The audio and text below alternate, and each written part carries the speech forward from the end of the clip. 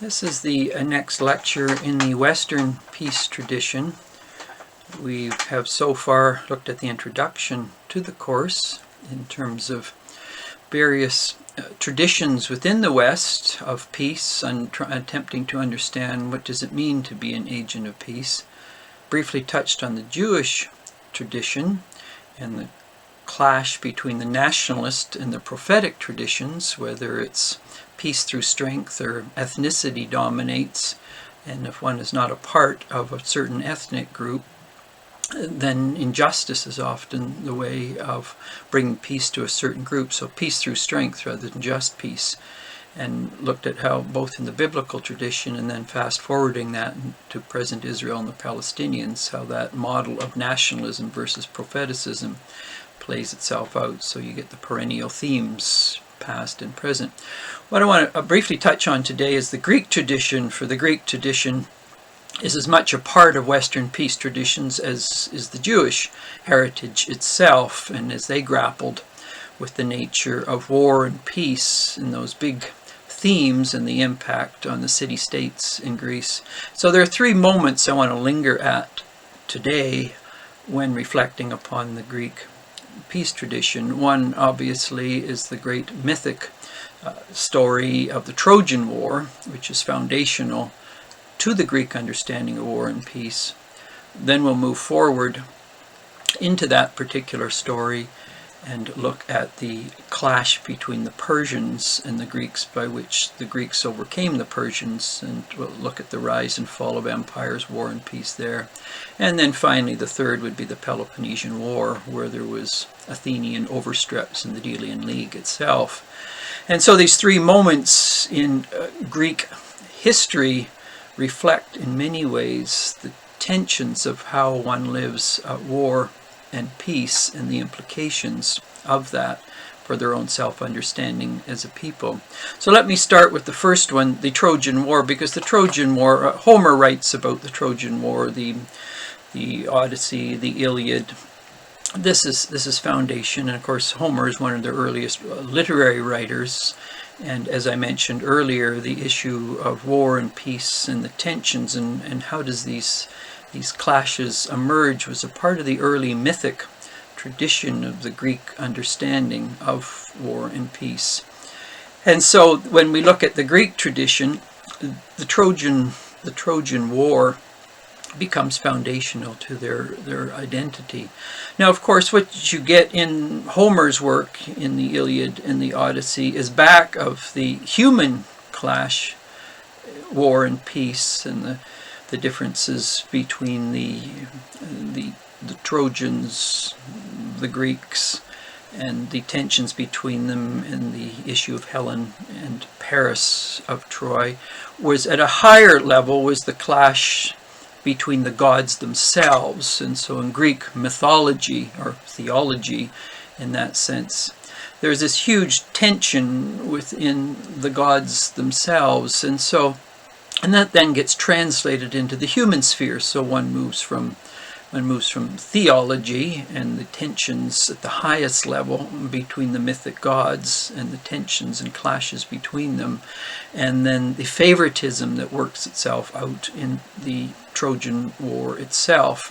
I'm not going to go as much into the Greek myth because it's significant and essential in understanding the Greek story, but I'm interested in how it plays itself out in the anthropological or the human element of life itself for war and peace issues.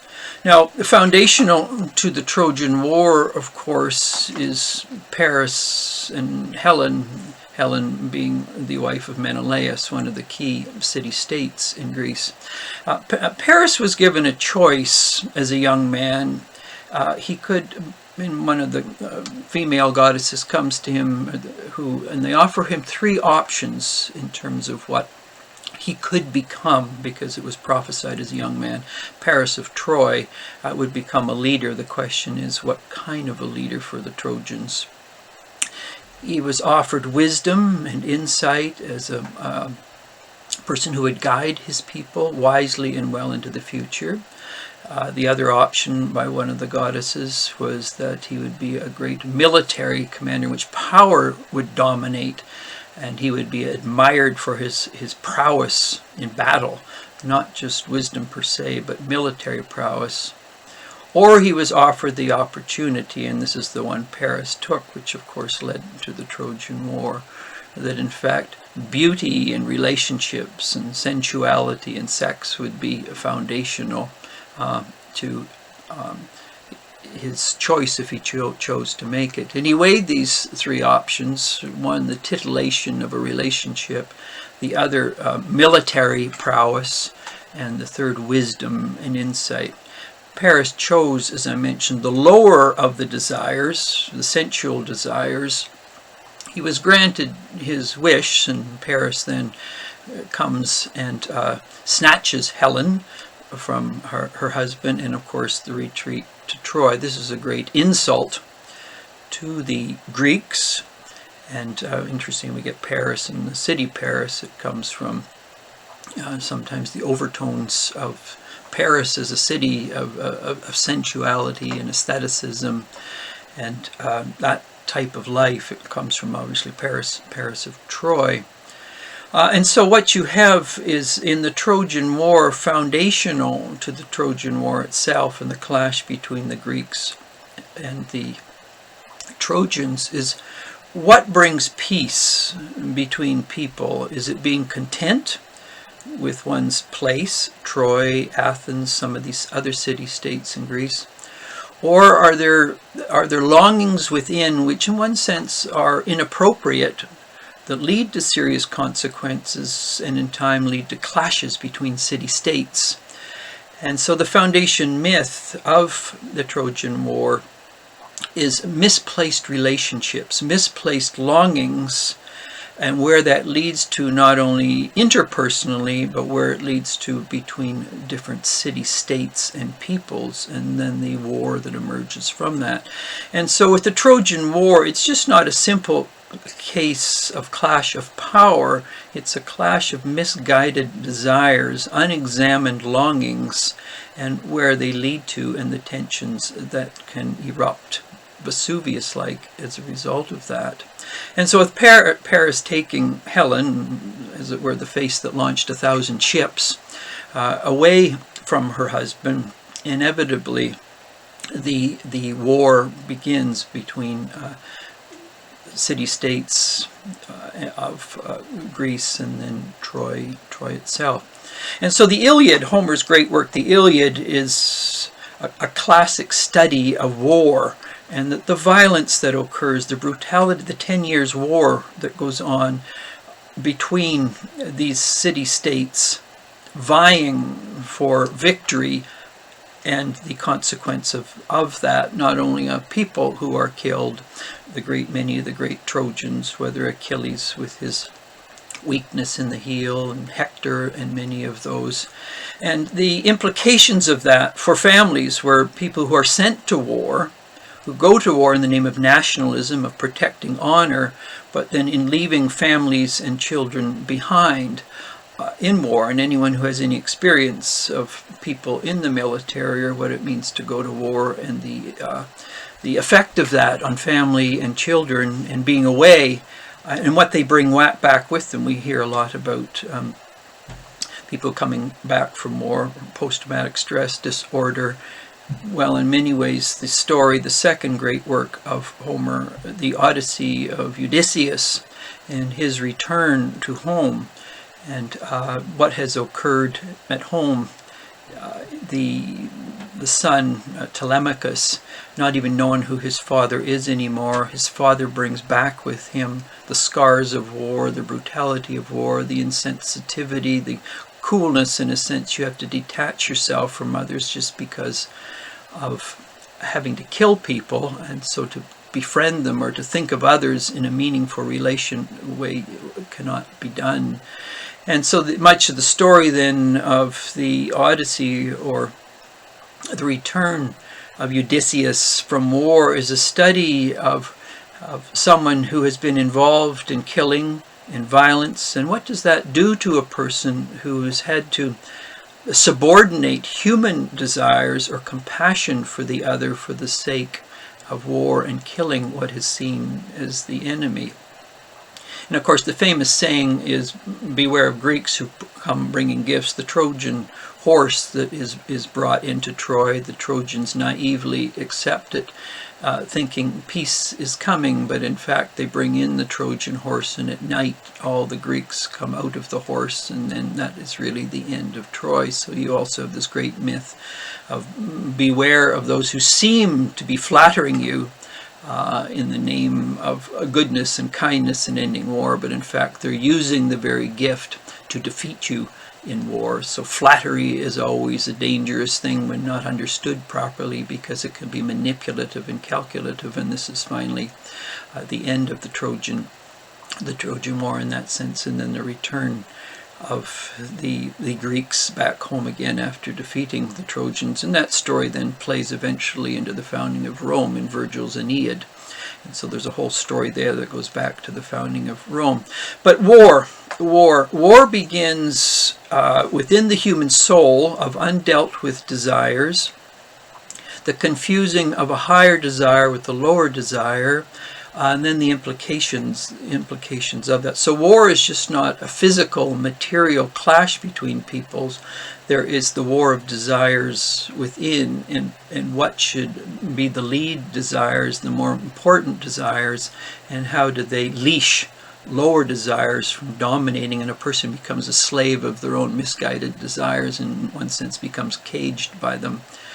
And so the return, of course, then of Odysseus, as I mentioned earlier, back to home. There's also the other story of Agamemnon and when he had to sacrifice his daughter to the gods so they would win, and Iphigenia, and then of course he returns home, and his wife conspires with a person she so detests her husband because of what he has done. Again, we're dealing with how you treat daughters. At what point are you willing to sacrifice someone you love for a higher good? There are many themes at work in the Trojan War. Odysseus comes home, and you get, on the one hand, you get Helen is the one who is part of the reason for the war. On the other hand, Penelope, Odysseus' wife, is very attractive also, and there are many suitors that long for Penelope. She's waging war. What does faithfulness mean when you think your husband is dead, when you think the marriage is over? But what Penelope does, she keeps telling her suitors that she's stitching this beautiful garment. She works on it all day, and she tells her suitors that when it is done, she will choose one of them. But during the night, she unstitches everything she does. And so Penelope embodies, in the early Greek tradition, what it means to be faithful. And she could have easily, in that sense, like Paris, have gone in a certain direction with desires, pandered to some of the lower desires, but there's a level of faithfulness in Penelope that really is embodied in her many decisions of not going in a certain direction with the suitors. When Odysseus returns, even his son does not recognize him, the implications of war and battle, and it's only interesting enough the dog, again, the symbol of faithfulness to the good, the true, the beautiful, that recognizes him. Telemachus and his father Odysseus have this strained relationship because he's been gone. So what is the implications of war on relationships within the family itself, and not recognizing one another because they've changed so much as a result of what they have seen and done and war. And so when we think of the Trojan War, which is the foundation myth, and I could do a long lecture on the myths that are so built into the Trojan War and their ongoing relevance in terms of what causes war, what leads to peace, what is superficial peace, what is meaningful peace, what happens to people engaged in war, what happens to those who stay at home from war, how does a family make sense of itself when the father or the mother are gone, what is a person when they return from war, what are they like? Because they're obviously changed because of the violence and the brutality and the killing, and friends who have died in war, what do they become? And so the Trojan War, as it's unpacked by not only Homer, but someone like sort of Aeschylus, their first great tragedian in the Oresteia, that trilogy, is a brilliant study of war. The other key play in this history of the literary types, not just say the philosophers like Plato and Aristotle, would be Aristophanes, Lysistrata. The women are so sick and tired of men just thinking war and violence, alpha males in that sense. And so Lysistrata and the many women basically say, we have had enough.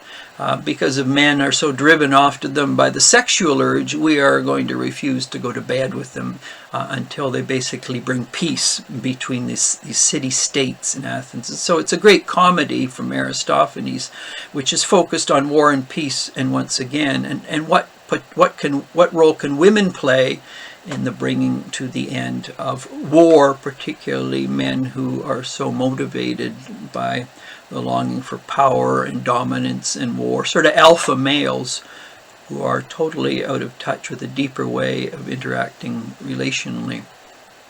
So the Trojan War is one layered exegesis, and as I mentioned earlier, if I had the time I would go through the various myths, both theologically in terms of the Greek gods, and then how it plays itself out in war and peace issues.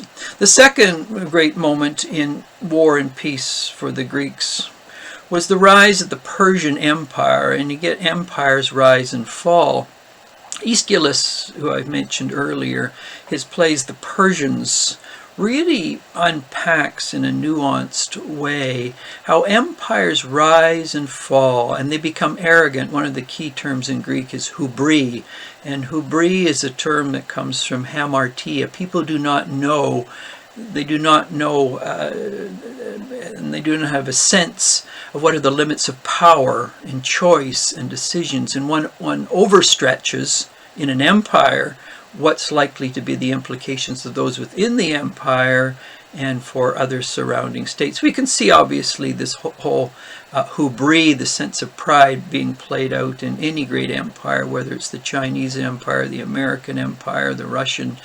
And the rise, they reach certain pitches and peaks, and then inevitably, because of military overstretch, they fall. And so the Persian Empire of Darius gives way to Xerxes. And what you have in the Persian Empire, the sense we can take over any land, we can bring our military and colonize whoever we wish, and power and hubris dominates. But the result of that is, as I mentioned, hamartia. It's a Greek word to miss the mark. It's a metaphor from archery, where a person takes the arrow from the quiver, fires it, and misses the mark. And if nations or people miss the mark of choice, or what it means to rule justly or meaningfully and legitimately, inevitably that empire will fall. And so the clash between the Persians and the Greeks, which was really the great battle of Marathon, which Pericles led the Greeks to defeating, and the irony is here with what Aeschylus is doing in the Persians. He's saying, beware, the Persians exceeded their grasp. There was arrogance, there was pride, there was brutally treating the other. They fell. There's the rise, and they were defeated by Greece, largely led by Pericles. But the play is about, it's also a warning. Well, first of all, how are you going to treat the defeated? This is what Aeschylus is working on. Do you treat them as brutally as they treated you? So those who are out of power, once they get power, do they exercise power in a brutal way, the way they were once treated?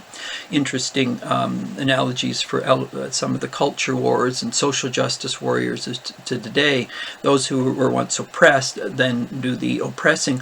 Or does a person, when they get power, as the Greeks under Pericles do they treat those they defeated wisely, graciously, and well?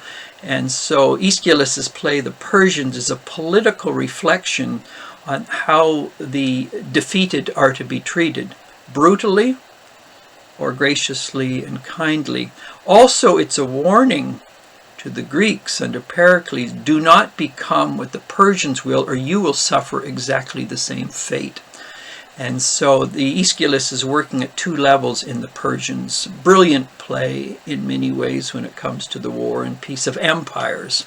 Because Aeschylus is thinking big. He looks at the rise and the fall of the Persians. Xerxes has overstretched where Darius, one of the relatives, would say, thus far and no further. As I mentioned, Pericles defeats him. Now will the Greeks become what the Persians once were, how they treat others. So war and peace. Aeschylus is looking at how once people get power at a fairly sophisticated level, how will they treat their own, but how will they treat the defeated in the process? And if they're just imperial and brutally mistreat the other, they will fall. And so Aeschylus is saying, look at what the Persians did. They rose to power, they were expansionists, they colonized, they mistreated others. They had their moment in the sun, but they also collapsed under a rising military power, in this case led by Pericles. Aeschylus is saying, be wary of that when you get power, that you don't repeat what has gone on before you because of the implications. And so this is really the story, the rise of Athens as a great power in the Mediterranean. But interestingly enough, Athens under Pericles and those who follow him follow the same power, longing and aggressiveness that the Persians once did. And this then, of course, leads to the Peloponnesian War and their clash with Sparta and the eventual defeat of the golden age of Athens, of Plato and of Aristotle and many people like this, of which Socrates comes just at the end of the sort of the Periclean ambitious age, and he's obviously cynical. He sees where all this leads. He sees the deterioration of Athens as a result of the Periclean arrogance or hubris that was there in Persia and is now in Athens. And so then the Peloponnesian War is really about, just as Persia rose and fall because of imperial overstretch and the violence that occurred, Athens now engages in the same enterprise. They did not learn from the Persian experience, and so their aggressiveness in the Mediterranean leads to their battle with Sparta. And the clash between the Spartans eventually then, of course, leads to the end of the golden age of Athens, of which Plato and then later Aristotle, of course, Aristotle becomes the tutor to Alexander the Great, who spreads Hellenism throughout this period, this area of the world, and of course the very aggressive nature of Alexander himself. And so the lessons that the Greeks very, very much attempted to understand in three moments in their history: the Trojan War, which, as I mentioned, one could do a whole course on the Trojan War, the great myths back about the eternal truths of those myths, and then how they play themselves out in a dynamic and animated way in human relationships, and then moving forward to the Battle of Marathon and the Persians and the rise of Athens, and then the defeat of Athens by Sparta in the Peloponnesian War itself. So in the Greek tradition you have these three moments, very important to recognize, and the Greeks were acutely aware amongst their best writers that beware of equating peace with power rather than justice, or recognizing limits. Because when limits are not properly understood and power and liberty come together, there will be a fall eventually. One may bask in the sun of power for a few decades, but there's a limit when the nature of things is undermined and subverted, and there are tragic consequences. This is why the three great tragedians, Aeschylus, Euripides, and Sophocles, work on these themes. And as I mentioned earlier, Aristophanes' work on Lysistrata looks at how the women attempted to play a significant role in undermining the warlike tendencies, the aggressive tendencies of certain elements of Greek society. And so when we think war, peace, within classical Greek thought, then these three moments in Greek culture are significant to understand. And as I mentioned earlier, each of these could be explored in much more depth and detail. The Trojan War, the battle with Persia, and then finally the Peloponnesian War, which ended really Athens and Greece as a significant power. But Alexander, in one sense, committed the same gaffe through hubris that led to his downfall as well in the end.